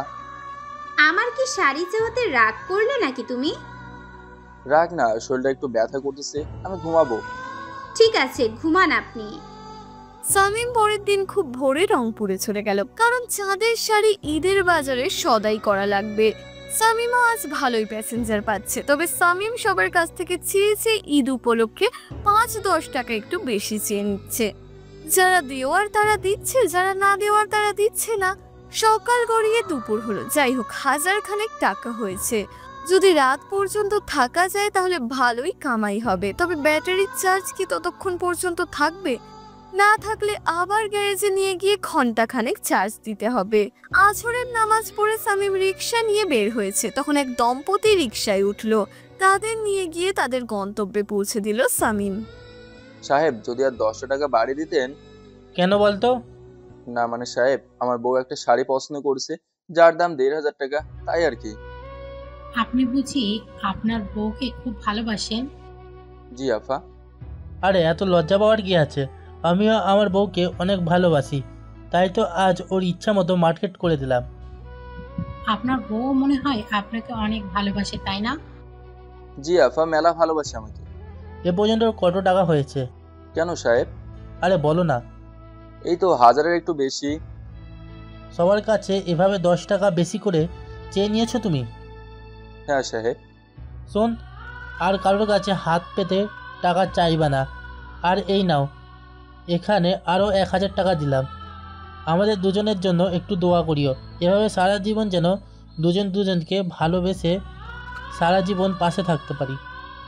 হ্যাঁ সাহেব, অবশ্যই দোয়া করব। আল্লাহ আপনাদের দুজনকে সারা জীবন এমন করে সুখে রাখুক, আর পারলে আমার হাতটাও যেন আপনাদের জীবনে যোগ করে দেয়। সামিম রিক্সা নিয়ে চলে আসবে, সেই সময় মহিলাটা আবারও সামিমকে ডাক দিল। সামিম ঘুরে আবারও তাদের কাছে গেল। আপনি মনে হয় রোজা আছেন, তাই না? জি আফা। ধরুন এখানে ইফতারি, মাগরিবের আজান হলে ইফতারি করে নেবেন, কেমন? আচ্ছা ঠিক আছে, আল্লাহ আপনাদেরকে আরো ভালো রাখুক। সামিম রিক্সা নিয়ে চলে আসলো। এই দুনিয়াতে যতটা খারাপ মানুষ আছে তার চেয়ে বুঝি বেশি ভালো মানুষ আছে। চেনে না জানে না, তবুও সামিমের কত বড় উপকার করলো। ওনাদের স্বামী স্ত্রীর ভালোবাসা দেখে আর সামিমের প্রতি দয়া দেখে সামিম তো কেঁদে ফেলার মতো অবস্থা। এখন প্রায় মাগরিবের আজান দেবে, তাই সামিম একটা মসজিদের সামনে রিক্সা রেখে অজু করে রিক্সার ওপর বসলো ইফতারি করার জন্য। চাঁদ সকালে ঘুম থেকে উঠে দেখে সামিম পাশে নেই। চাঁদ বুঝলো সামিম রংপুরে চলে গেছে রিক্সা চালানোর জন্য, তাই চাঁদ বাড়ির সব কাজ সেরে ফেললো আর মনে মনে ভাবতে লাগলো সামিম কখন আসবে। আজ প্রায় বছর খানেকের মতো একসাথে থাকলেও সামিমকে স্বামীর অধিকার দেয়নি চাঁদ। সত্যি বলতে চাঁদ তো একজনকে ভালোবাসতো, তাকে ভুলে থাকা, নতুন সংসারে আসা, আবার সেই মানুষটা যদি খুনের দায়ে জেল খেতে থাকে, তাকে ভালো করে চেনার সময় তো লাগবে। এত সময় লাগতো না যদি সামিমের বাবা মা বোন ভাই ভাবি কেউ থাকতো, তারা হয়তো চাঁদকে বোঝাতো আর চাঁদও মেনে নিতে বাধ্য হতো। এখন চাঁদ তার স্বামীর অভাবটা ভালো করেই বোঝে। সত্যি বলতে চাঁদের কোনো শাড়ি লাগবে না। আসলে বিয়ে এতদিন হলো, সামিম আজও চাঁদকে নিজে থেকে কিছু কিনে দেয়নি, তাই বুদ্ধি করে এই কাজটা করা। চাঁদ ওর বাবার পরিবারের সবার জন্য ঈদের কাপড় কিনলেও সাথে সামিমের জন্য একটা ভালো পাঞ্জাবি পায়জামা কিনেছে, আর সেগুলো লুকিয়ে রেখেছে ঈদের দিন দেবে বলে।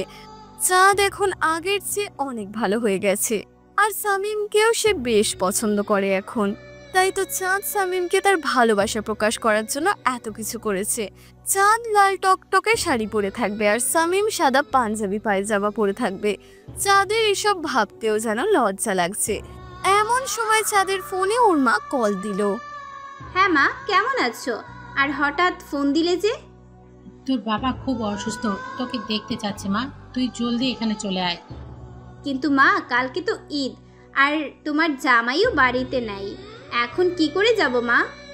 তুই কাউকে সব বলে আয়, জামাই আসলে সব বলে দেয় যেন, আর ঈদের পরের দিন বাড়ি যাস। আর কতদিন তুই আমাদের সাথে ঈদ করিস না? মা, তোমার জামাই তো একা মানুষ, ও কেমন করে ঈদ করবে একা? মা, আর কার বা কাছে যাবে? তার চেয়ে বরং তোমার জামাই আসুক, সে সহ একসাথে যাব।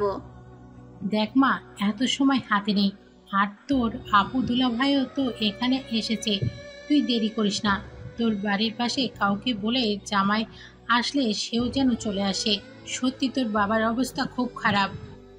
চাঁদও আর না করতে পারলো না, তাই পাশের বাড়ির ভাবির কাছে ঘরের চাবি আর সবকিছু বলে গেল সে। মাগরিবের নামাজ শেষ করে শামীম ভাবলো রিক্সাটা গ্যারেজে রেখে বাড়ি চলে যাবে।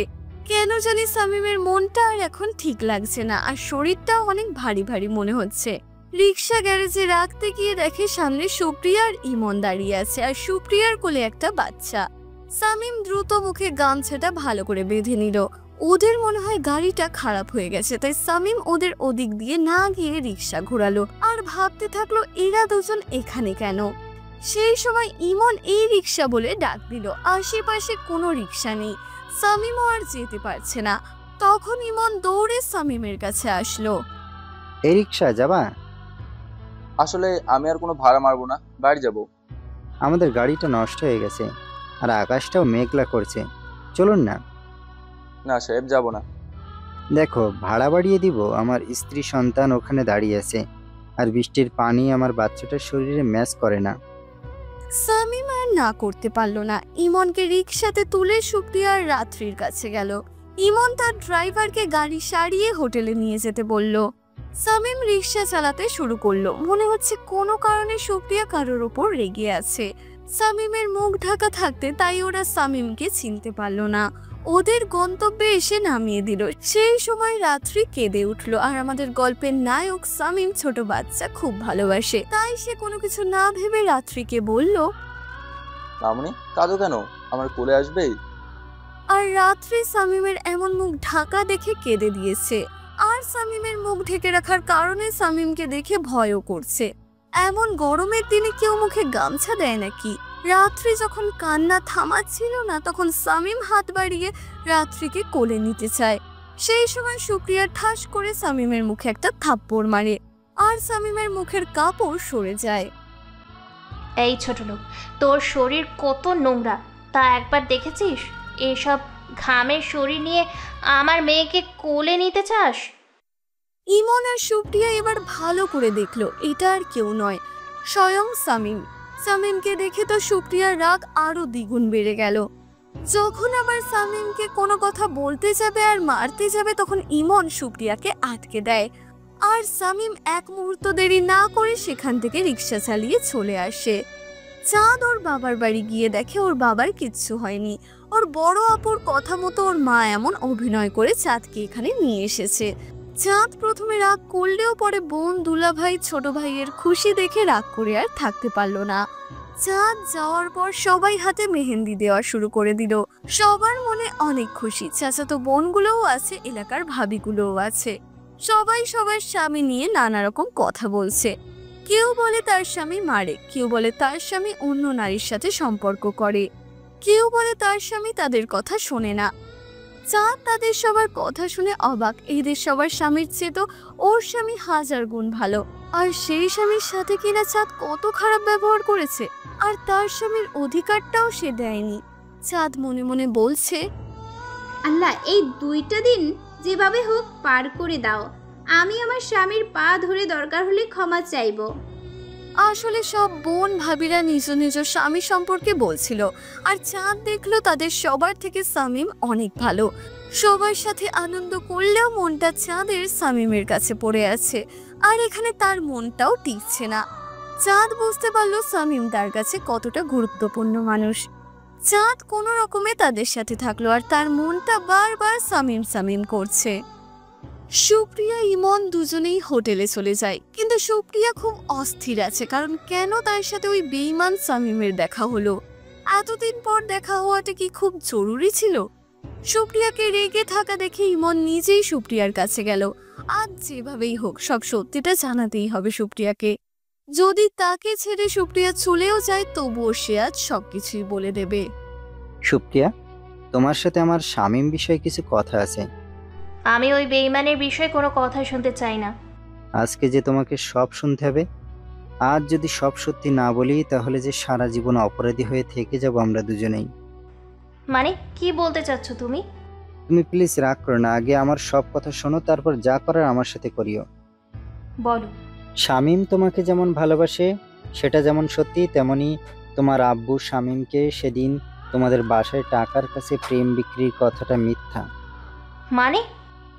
তুমি যেমন শামীমকে ভালোবাসতে, শামীমও তোমাকে ভালোবাসতো। সুপ্রিয়ার বাবা যা যা বলেছে আর করতে বলেছে সব ইমন বলল। তুমি এসব কেমন করে জানলে? সেদিন তুমি শামীমকে তোমাদের বাসা থেকে অপমান করে বের করে দেওয়ার পর শামীম তোমার দেওয়া অ্যাপার্টমেন্ট থেকে বের হলে আমি দেখি আর আমাকে সব বলে দেয়। রিমিকে ধর্ষণ আর রাজকে খুন করা? রিমিকে শামীম ধর্ষণ করতে যায়নি, বরং রাজের কথা মতো রিমি ওই নাটকটা করেছে। রিমি ইমনকে সব বলে, আর ইমন তো নিজেই দেখেছে রিমি আর রাজকে কথা বলতে। শামীম চাইতো তুমি সব সময় সুখে থাকো, তাই তো শামীম নিজের মনের কথাগুলো আমার নামে বলেছে আর নিজে খারাপ সেজেছে। আর সেদিন যখন রাজা তোমাকে ধর্ষণ করতে চাই, তুমি তো অজ্ঞান ছিলে। আমি রাজকে খুন করি। সুপ্রিয়া ইমনের মুখে সব সত্যি শুনে অবাক হলো, আর নিজের ভুলের জন্য সুপ্রিয়া কান্না করতে থাকলো। সুপ্রিয়া এখন কাকে দোষ দেবে, নিজেকে নাকি ইমনকে নাকি শামীমের নিয়তিকে? ইমন এগিয়ে গিয়ে সুপ্রিয়া দুহাত ধরে ক্ষমা চাইলো। ইমন জানে সে নিজেও অনেক বড় দোষ করেছে, এত সব সত্যি সুপ্রিয়াকে না জানিয়ে। সুপ্রিয়া বা এখন কি করবে? অনেক দেরি তো হয়ে গেছে। যদি আগে জানতো দরকার হলে শামীমের নিয়তিকে মেনে নিয়ে শামীমের সাথে থাকতো। সুপ্রিয়া নিজের চোখের পানি মুছে খাট থেকে উঠে দাঁড়ালো। এত সব সত্যি আমাকে আগে জানাও নাই কেন? তোমাকে বারবার বলতে চাইছি কিন্তু তুমি শুনতে চাও নাই, আর আমাকে ছেড়ে যাবার হুমকি দিয়েছিলে। তোমাকে হারানোর ভয়ে আমি সবকিছু নিজের মাঝে লুকিয়ে রেখেছিলাম। এখন যদি তোমাকে ছেড়ে যাই আমি? গেলেও আর আটকাতে পারবো না জানি, তবে আমি না খুব ভয়ে ছিলাম রাজের খুনের দায়ে যদি আমার ফাঁসি হয়। আর ওই সময় তুমিও অনেক রেগেছিলে। কার কাছে সাহায্য চাইতাম আমি? নিজের স্বার্থ হাসিল করার জন্য একটা এতিম নির্দোষ ছেলেকে সাজা দিলে। তোমাকে কেন দোষ দিচ্ছি আমি? আমি নিজেই তো দোষী। আমার ভালোবাসার প্রতি আমার কোনো বিশ্বাস ছিল না। তোমাকে এই রংপুরে নিয়ে আসার কারণ আর কোম্পানি করার কারণ হলো শামীম। মানে? শামীম তো রংপুরের পাশের জেলায় থাকে, তাকে এখানে এই কোম্পানির দায়িত্ব দেওয়া আর তোমার শামীমের প্রতি ভুল ধারণা ভাঙানো। আচ্ছা করলাম, তা কি শামীম আমাকে ক্ষমা করবে?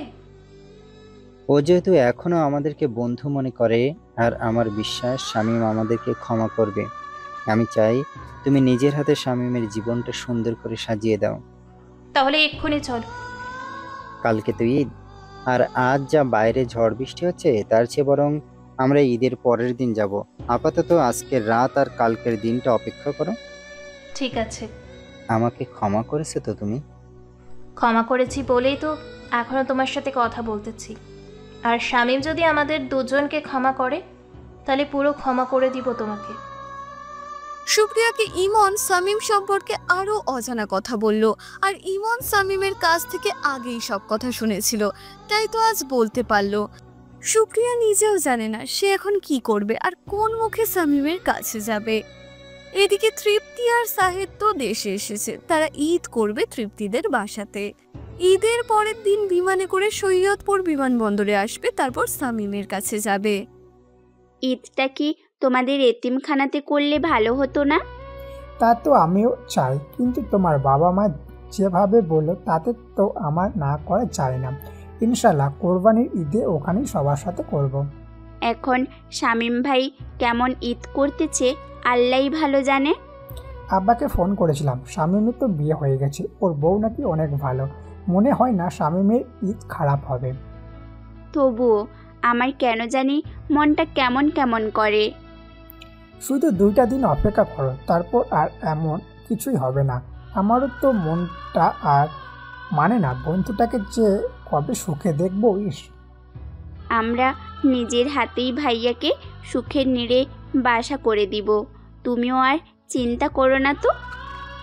এবার আবার ঈদের ছুটি রহিমও পেয়েছে, তিনিও বাড়িতে গেছে। রহিমের বাড়ি আবার লালমনিরহাট জেলাতে। রহিমের ছেলে মেয়ে বউ সবাই কতবার রহিমকে বলেছে শামীমকে তাদের কাছে নিয়ে যেতে, নিজের ছেলের মতোই তাদের বাড়িতে থাকতো, তারাই একটা ব্যবস্থা করে দিত। কিন্তু রহিম চাইতো শামীম নিজের পায়ে দাঁড়াক, নিজে কিছু করুক, তাই তো তার বাড়িতে নিয়ে আসেনি।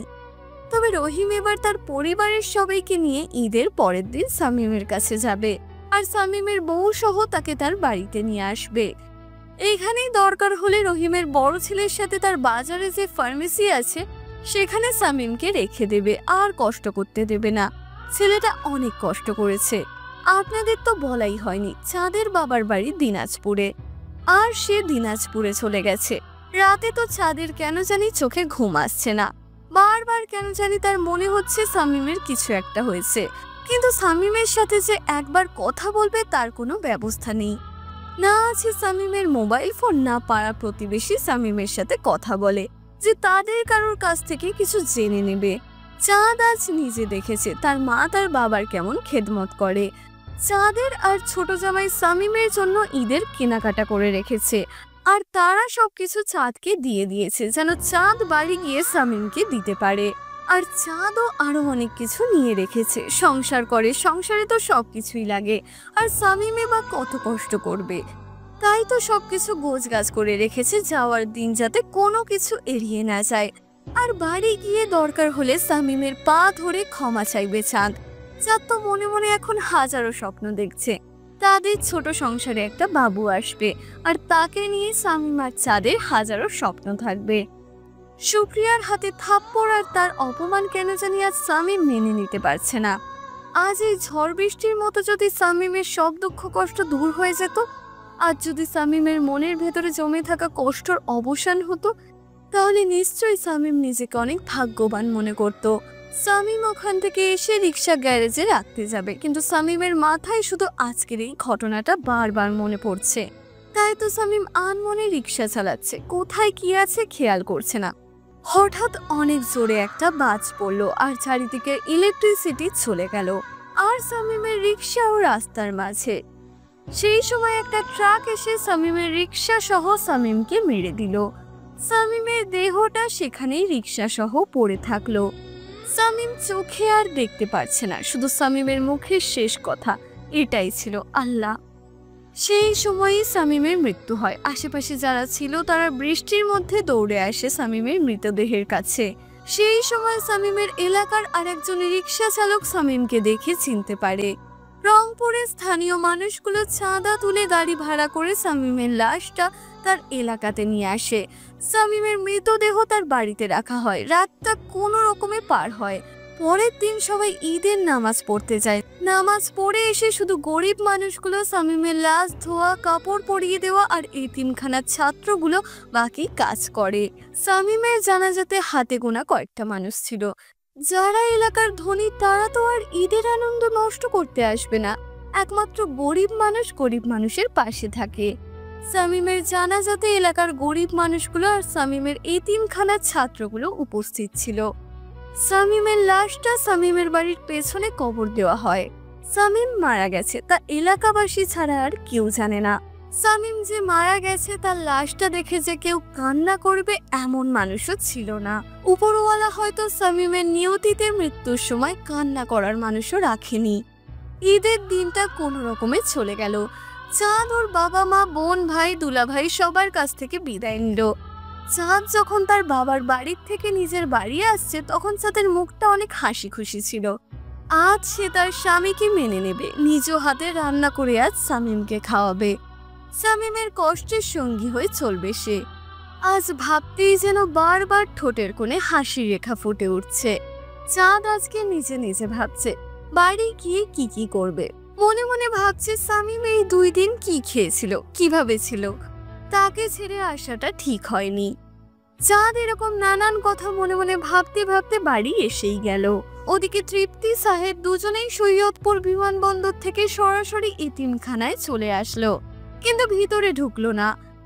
এতিমখানার সামনে তো সবসময় সালাম ভাই থাকে, কিন্তু তাকে আজ গেটের সামনে দেখা যাচ্ছে না। কোনো কিছুই বোঝা যাচ্ছে না। সব সময় তো এতিমখানার ছেলেগুলো খেলাধুলো হই হুল্লোড়ে ব্যস্ত থাকে, তাহলে আজ কেন এত নীরবতা? সুপ্রিয়া শামীমের জন্য আসার সময় অনেক কিছু নিয়ে আসলো। ইমন তো সুপ্রিয়ার পাগলামি দেখে অবাক। যেখানে কোথাও গেলে সুপ্রিয়া দেরি করে, আজ সেখানে ইমনের দেরি হলো। কিন্তু সুপ্রিয়া সেই কখন রেডি হয়ে গেছে। দুজনে রেডি হয়ে তাদের মেয়েকে সাথে নিয়ে ঠিক এতিমখানায় চলে আসলো। এসে দেখে আগে থেকে একজন ছেলে একজন মেয়ে কোলে বাচ্চা নিয়ে দাঁড়িয়ে আছে। সুপ্রিয়ার কাছে মেয়েটা কেমন জানি চেনা চেনা লাগলো। রহিমও আজ তার পরিবার সহ চলে এসেছে। ওরাও এতিমখানার সামনে এসে দেখে আরো দুটো গাড়ি এসেছে। রহিম গাড়ি থেকে নেমেই দেখলো সাহেদ এসেছে, তার সাথে একটা মেয়ে আর তার কোলে একটা বাচ্চা। অপর দিকে চোখ বুলিয়ে দেখে শামীমের বেস্ট ফ্রেন্ড সুপ্রিয়া ও ইমন এসেছে। রহিম সাথে সাথে সবাইকে পরিচয় করিয়ে দিল। সুপ্রিয়া আর ইমনও সব সত্যি বলে দিল এবং সবাই চায় শামীম সুখে থাকুক। তখন রহিম ওদের সবাইকে নিয়ে শামীমের বাড়ির দিকে হাঁটা শুরু করে দিল। এই তো এতিমখানা থেকে শামীমের বাড়ি মাত্র 2 মিনিটের হেঁটে যাওয়ার পথ। চাঁদ বাড়ি এসে দেখে বাড়িতে আগরবাতির ধোয়া, আতরের ঘ্রাণ আর বাড়িটাতে কেমন মরা মরা ভাব। চাঁদ ভাবলো কালকে তো ঈদ গেছে, তাই হয়তো এসবের ঘ্রাণ তার নাকে আসছে। চাঁদ ঘরে ঢুকে দেখে ঘরের কোথাও শামীম নেই আর ঘরের দরজাও খোলা। চাঁদ বাইরে বের হয়ে এসে দেখে বাড়ির সামনে রহিম এবং আরো কিছু ছেলে মেয়ে মহিলা তার সাথে। আসসালামু আলাইকুম হুজুর, কেমন আছেন? ওয়ালাইকুম আসসালাম, আলহামদুলিল্লাহ। তা মা, শামীম কোথায়? ওকে একটু ডাকো না। দেখো কে কে এসেছে ওর সাথে দেখা করতে। হুজুর, আমি এই মাত্র বাবার বাড়ি থেকে আসলাম, কিন্তু ঘরে কোথাও তো ও নাই। আর এনারা কারা হুজুর? এনাদের তো চিনলাম না। একে একে সবার পরিচয় দিল আর চাঁদ সবাইকে চিনতে পারলো, কারণ একদিন শামীম চাঁদকে সবার সম্পর্কে বলেছিল। আপনারা ঘরে বসুন, ও হয়তো কোথাও আছে, চলে আসবে। সেই সময় পাশের বাড়ির ভাবি বের হয়ে এসেছে, বলল শামীম আর কোনোদিন আসবে না। ওনার কথা শুনে তো সবাই অবাক হয়ে গেল। কেন ভাবি, কি হয়েছে? আর কোথায় গেছে? না ফেরার দেশে। মানে? শামীম গত পরশু রংপুরের অ্যাক্সিডেন্ট করে মারা গেছে, আর গতকাল ওর দাফন হয়েছে তোমার ঘরের পেছনে, ওর কবর দেওয়া হয়েছে। সবাই যে আকাশ থেকে পড়লো আর চাঁদ এই কথা শুনে সেখানেই অজ্ঞান হয়ে পড়ে গেল। বাকিরা দৌড়ে বাড়ির পেছনে গেল, গিয়ে দেখে সত্যি একটা নতুন কবর। তার মানে এটাই শামীমের কবর। আব্বা, তুই কি আমার উপর রাগ করেছিস? দেখ না বাবা, আমি তো এসেছি তোকে নিতে, তোকে আর কোনো কষ্ট পেতে দিব না। ওঠ না বাবা। এই ভাই ওঠ না, আমাকে না কথা দিয়েছিলি 7টা বছর আমার জন্য অপেক্ষা করবি, তাহলে কেন আমাকে ছেড়ে চলে গেলি? তোর জন্য আমি অনেক কিছু করে রেখেছি। এই ভাই ওঠ না, তোর কষ্ট যে আমার সহ্য হয়। ভাই ওঠ, আমি আর তোকে কোনো কষ্ট পেতে দেব না রে। আমাকে আব্বা বলে ডাকবি না, আমার কাছে হাসবি। কে আসবে আমার কাছে? ওই বাপ, ওঠ না। দেখ না, তোর জন্য এবার সুখটা আমার হাতে করে এনেছি। দেখ তোর আব্বা তোর জন্য কত কি করেছে বাপ। ওঠ, এইভাবে নীরব হয়ে শুয়ে থাকিস না। ইমন আর সুপ্রিয়া যেন বোবা হয়ে গেছে, তারা যেন কথা বলার ভাষা হারিয়ে ফেলেছে। দুজনকেই বলা শামীমের কিছু কথা তখন তাদের মনে পড়ে গেল। এই তোরা কি জানিস, একদিন আমার নিয়তি আমাকে এমন এক জায়গায় নিয়ে যাবে, তখন চাইলেও তোরা আমাকে ধরতে পারবে না। আর তোরা দুজন এমন আফসোস করবি, তোদের দুজনের চোখে তখন সাগর সমান পানি থাকবে, আর আমি সেই জায়গা থেকে তোদের দুজনের চোখের জল দেখবো। ওই স্বার্থপর এটাই কি তোর সেই নিয়তি ছিল? বল আমাকে। দেখ আজ সত্যি কান্না করতেছি রে, আমার চোখের জল দেখেও কি তোর মায়া হয় না? তুই কি একবার আমাদের ক্ষমা চাওয়ার সুযোগও দিবি না? আমরা কি সারা জীবন অপরাধী হয়ে বেঁচে থাকবো রে? হই সবাইকে সুখী করতে গিয়ে আজ তুই কেন এভাবে কষ্টে থাকবি? দেখ না, তোর সুপ্রিয়া তোর কাছে ফিরে এসেছে, তোকে আর কোনো দিন ভুল বুঝবে না। তোর সব কথা আমি শুনবো রে। আয় না ফিরে আমার কাছে। আমার মেয়েকে না কোলে নিতে চাইছিলি, ধর আমি নিজেই দিতেছি, নে না কোলে আমার মেয়েকে। রহিমের মনে পড়ে যায় শামীমের বলা কথা। আব্বা, আমাকে সবসময় দূরে ঠেলে দিতে চাও? একদিন আমারও সময় আসবে, এমন দূরে যাব, শত ডাকলেও কাঁদলেও আমাকে পাবে না। আজ তোমার কাছে আছি বলে আমার কদর করতেছে না, যেদিন থাকবো না সেদিনই বুঝবে কি হারালে জীবনে। বাবারে, তুই এইভাবে আমাকে রেখে এত দূরে চলে যাবি তা কখনো ভাবি নাই রে। শাহেদের মনে পড়ে। শোন, তুই আমার ভাই না? একটা ভাই আর একটা ভাইয়ের জন্য নিজের সুখটা না হয় ত্যাগ করলো। তুই যেদিন অনেক বড় হবি আমাকে তোর সাথে সাথে রাখবি, বুঝলি? আমার না জীবনে কেউ নাই রে, তুই তো আমার ভাই। আমাকে কি তোর কাছে রাখতে পারবে না? নাকি তুই সেই সময় এতিম বলে আমাকে ওই দূর আকাশে পাঠিয়ে দিবি? জানিস ভাই, জীবনে শুধু তুই আর আব্বা ছাড়া আমার কেউ নাই রে। তোদের ছাড়া থাকতে আমার অনেক কষ্ট হয় রে। এই ভাই, তুই না আমার সাথে থাকবি বলেছিলিস? দেখ না ভাই, আচ্ছা আমি তোকে আমার সাথে নিতে এসেছি। আয় ভাই, আমি নিজেও যে তোকে ছাড়া একটু ভালো নেই। এই ভাই, আয় না আমার কাছে, আমি তোকে আমার সাথে রাখবো, তোর সব কষ্ট দূর করে দেব।